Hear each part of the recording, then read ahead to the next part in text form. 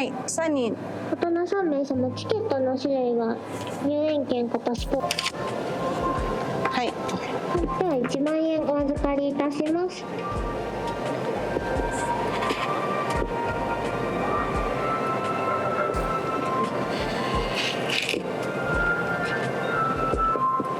2500円のお返しとレシートのお渡しです。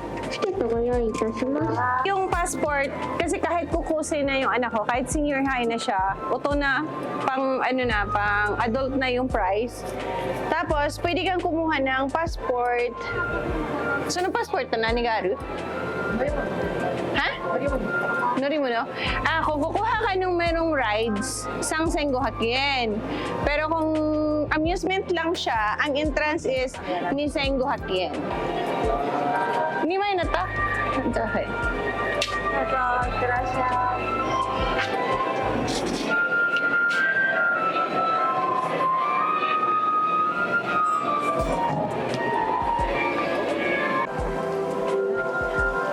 yung ano na, yung nakapag-date ka na ba ng boyfriend mo sa mga ganitong place? Hindi pa?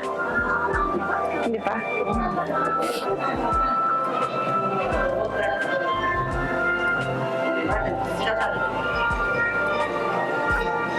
Ay, ganon. Para lang siyang Disney Sea. Little Disney Sea. Ganito siya.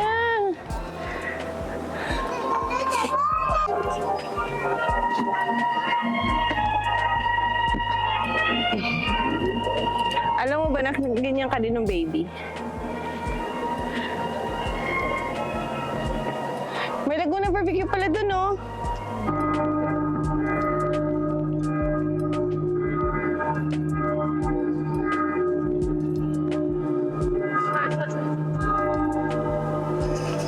Ay, sorry. Ikaw ngayon si Ariel. Christmas wata. Ayun na! Illumination na!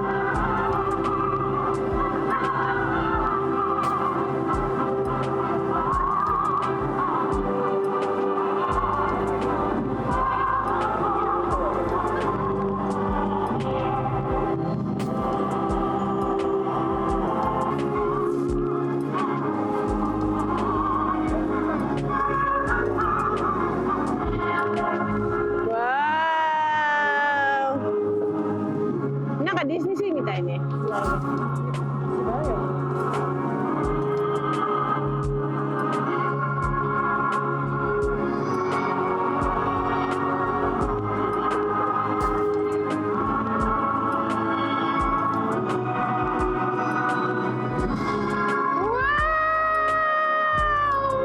Alam mo, may silip din.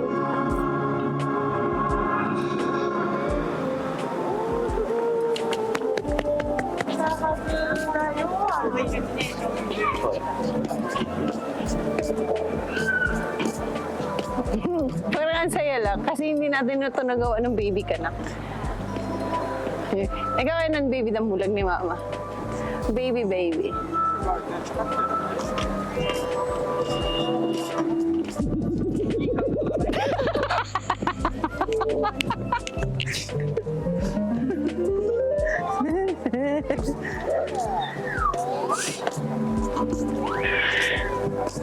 Ano nga ba ito, Nak?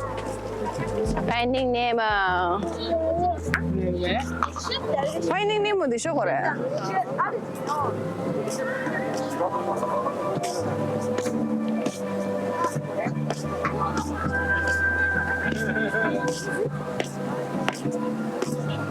元を取って帰ろうとパターンになってるもんなんで。データとも綺麗だったけど、あそこって完全に普通の。 Ano? Alam niyo kung ano, kung ako sa inyo, pag pumasok kayo dito, yung passport na lang ang anuhin nyo, bilhin nyo na ticket. Kasi kapag dito pa kayo bibili sa loob, kasi kanina wala kaming balak mag-ride. So sabay ko, para maranasan din naman namin eh, kahit na bibidamulag na siya, at least may banding kami. So kapag may baby kayong dala, yung bibilhin nyo na lang na ticket sa entrance is yung, ano ba yan?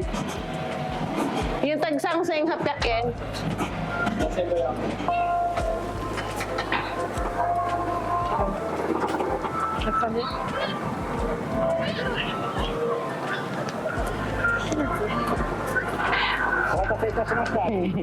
Natatakot si Ayang sumakay. Pero wala siyang choice kasi nga, balik, ano kami ngayon eh, balik tanaw sa pagka-baby.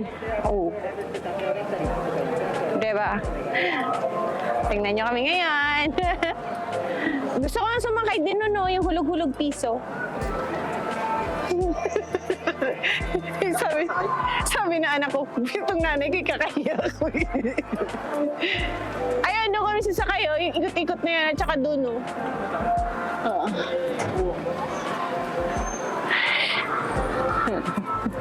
Adventures. Come here.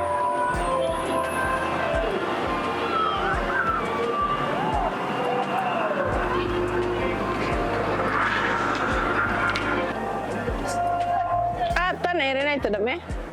Saan kami doon?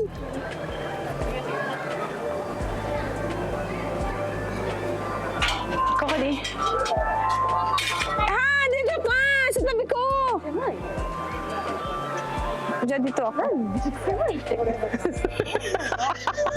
Ayaw niyo doon kasi maliit to. Paano ba? Oo.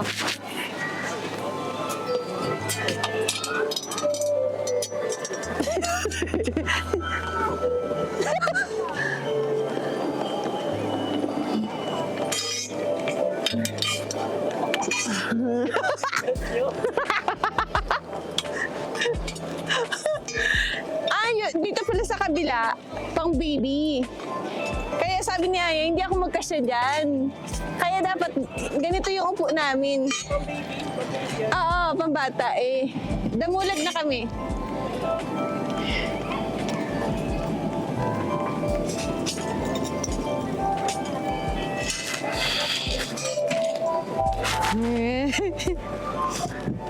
Lamig! Right. はい、OK です。はい。 Okay, des. Kailangan pala ilak to. Hindi pala pwedeng hindi.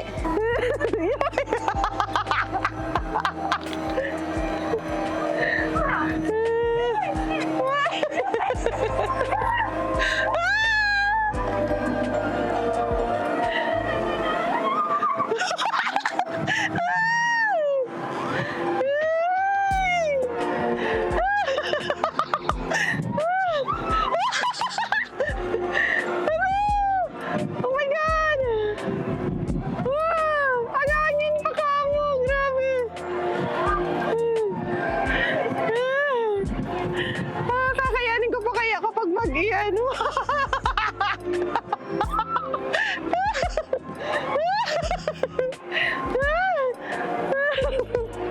Kami pinakamaingay dito for sure.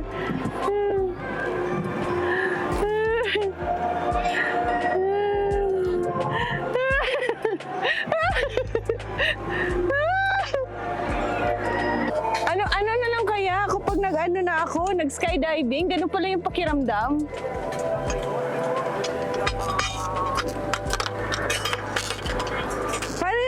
Skydiving pala. Riko.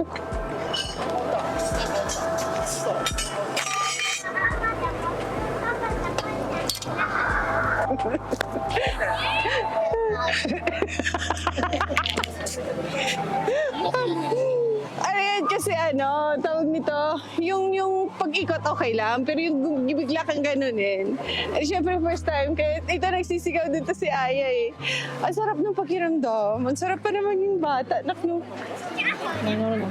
Sunod tayo dyan, di ba? Ano pa kaya ang pakiramdam ko pag skydiving na? Kasi napakataas nun. Kakayanin ko kaya yung direct. May nahihimatay doon, te. Ha? May nahihimatay sa skydiving. Pagbaba? Tapos nasa taas ko. Himatay na. As in? Kasi pag akyat mo kasi doon, wala nang ano yun eh. Ang ganda, directing na mo!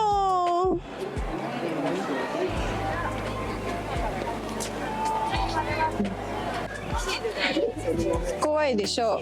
300円だったっけ？ 300円ね。二人。 2人ね。え、二人だけ？ほんまに。Let's go。おい、どこ行こう。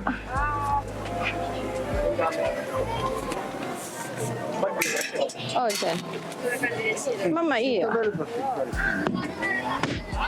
It's gonna be fun!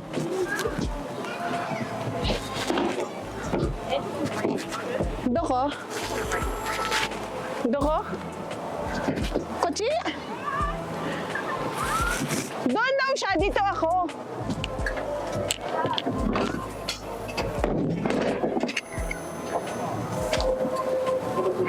Paano ba to?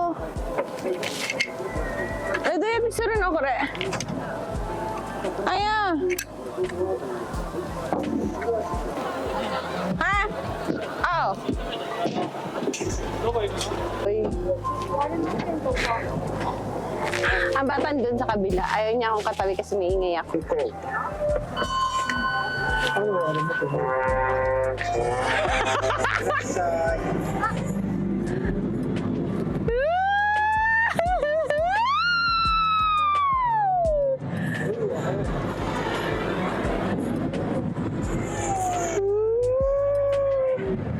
How's the feelings? How's the sabi niya, why? Doon siya pinakadulo. Okay lang siya, para kang nag-swing lang. Kaya lang parang nag-swing ka, pero malaking duyan yung gumaganon sa'yo. Ganon.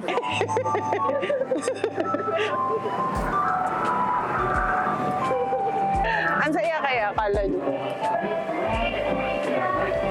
Kinakaya na ako ng anak ko. Alam niyo ba guys? Ang sarap ng ganitong pakiramdam pala. Kasi yung, halika dito na.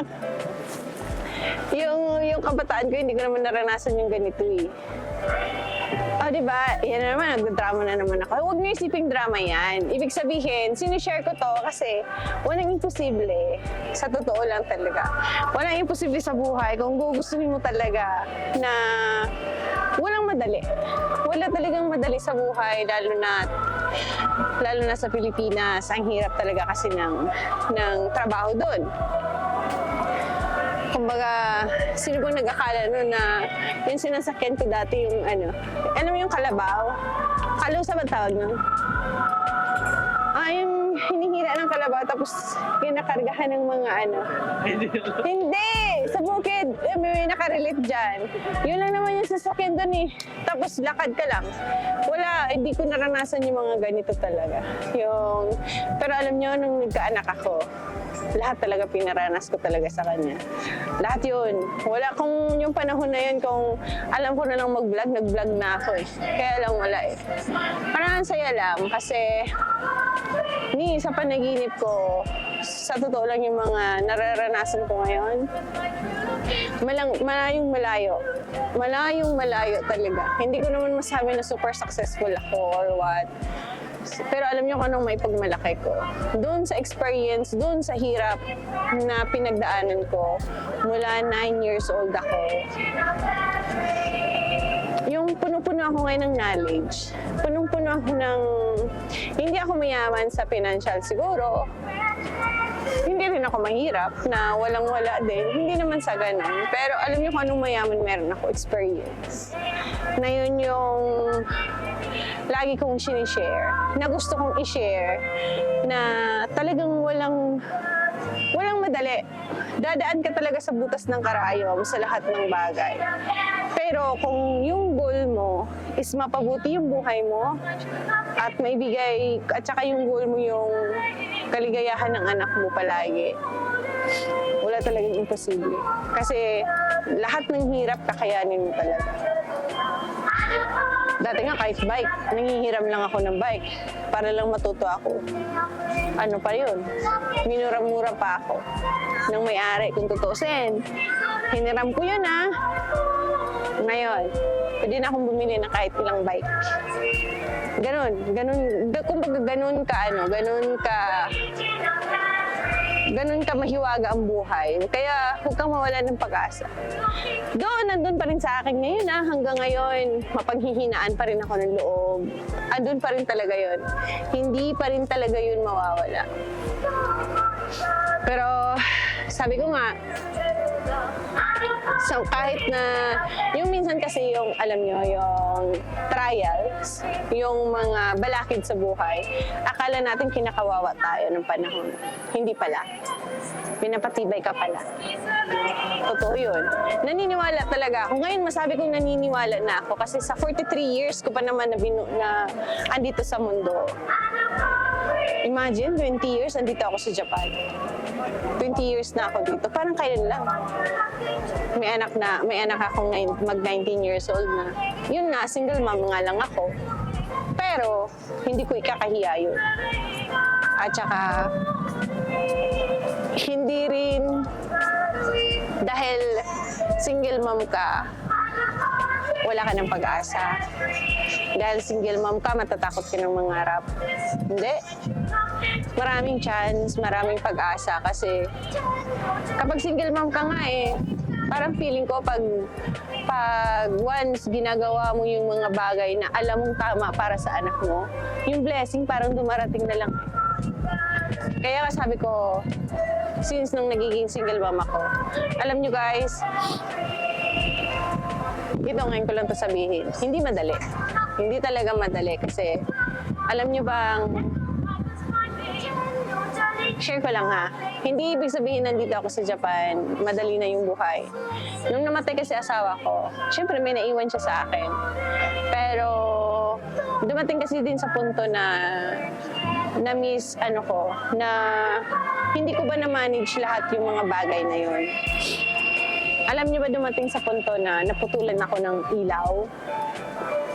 Alam niyo ba kung anong ginawa ko? Kasi ayaw kong mapahiya ako sa anak ko. Ayaw kong makita niya yun na walang ilaw sa bahay. Alam mo ang ginawa ko? Yung sasakyan ko kasi noon, box pa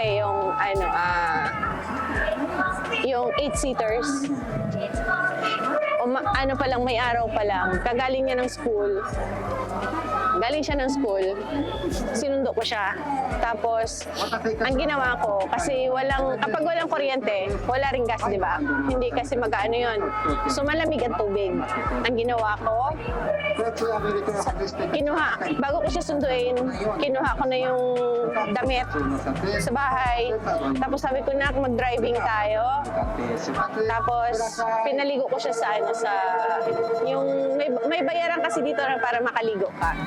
Tapos habang nagda-driving kami, nakatulog na siya sa likod. Nung natulog na siya, tsaka ko siya tinabihan. Yun yung siguro, pinakahirap na side na naranasan ko. Yung ayaw mo lang may pakita sa anak mo na nahihirapan ka. Ayaw mo lang ipakita sa anak mo na lahat gagawin mo Ganun yun. Doon ako proud sa sarili ko kasi sa daming nangyari sa akin pero never akong nanghingi ng pera sa pamilya ko para ipakain sa anak. Ganun lang. Ganun lang kasimple. Kaya kayo dyan, huwag mawalan ng pag-asa. Kasi hindi, ang pagiging single mom din minsan, blessing niya. Blessing kasi nasasabi kong blessing siya. Kasi doon mo masusukat kung hanggang saan yung kakayanan mo. Wala.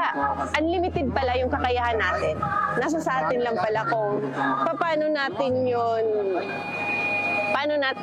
lang tayo humakbang. Kasi kapag once nakahakbang ka na, tuloy-tuloy na yun eh. Sa totoo lang. Kaya ngayon, tinatanong nga ako minsan ng anak ko, Mama, wala ka na bang balak talaga mag-asawa? Para sa akin, may lalaki wala, mabubuhay ako. Yun ang sinasabi ko, lalo na ngayon, dalaga na. Siyempre, sino ba naman ang ayaw magmahal at mahalin? Pero kung magiging sagaba lang naman sa buhay ko, wag na. Kasi deserve ko talagang mahalin ako. Deserve ko talaga yung respetuhin ako. Kasi, ano ba yan? Kasi pinaghirapan ko buhay ko itayo eh. Imagine na-open ko to ngayon kasi andito tayo eh. Parang bumalik kasi sa akin yung kabataan ko, yung kabataan niya, na lumaki siya na kami lang dalawa. Alam mo yung, masasabi kong deserve ko kasi hamakin mo, nagmumula ako sa broken family. Nag-asawa man ako pero napaka-short ng binigay sa akin ng panahon ng asawa ko na yun yung chance ko na masabi kong akin na. Pero ganun pa man, alam nyo, yung mga pinagdaanan ko, sa ngayon, masasabi ko blessing pala yun. Kasi ngayon, kahit ano pa siguro yung ibigay sa aking hirap, parang wala ng bagay yata na hindi ko kakayanin. Ayaw ko lang makita siguro yung nahihirapan ng anak ko. Pero wala naman tayong magawa kasi kanya-kanya anak ko yan, ina ako. So iba-iba tayo ng kahit anak mo yan, iba-iba kasi tayo ng pagdadaanan talaga sa buhay. May pagdadaanan at pagdadaanan talaga tayo. Kaya lagi kong sinasabi sa anak ko, huwag ka lang matakot mangarap, huwag ka lang matakot madapa, huwag kang matakot magkamali. Ang importante lang kasi talaga, yung mayroon kang tapang sa puso mo na lagi mong dadalhin kasi doon ka mananalo eh. Walang perfecto kasi sa mundo. Yun lang kasi marami tayong pagdadaanan pero yung pagdadaanan natin na yun kasi yung magiging lakas natin pagdating ng panahon. Pag nalampasan mo yun talaga. Kasi sabi pa nga sa edad kong to, naranasan ko maging anak, naranasan ko na maging asawa, naranasan ko na rin maging ina. Anong sunod? Di ba kamatayan na? Yun kumbaga yun yung life stage natin eh. So kaya marami akong ma-share talaga sa inyo na totoong nangyari. Na huwag kayong matakot. Minsan yung problema, dumadaan lang yan eh. Pagsubok lang yan. Kaya tawag pagsubok, di ba? Kasi hinahanapan lang ng solusyon. Mahirap. Pero naniniwala ako na kapag tatagan mo lang yung loob mo, na harapin kung anong mayroong pagsubok na mayroong ka, walang imposible. Tingnan mo naman ako. Wala akong may pagmalaki, pero siguro dami, marami. Kaya marami pa akong maikwento sa inyo. Muntik ako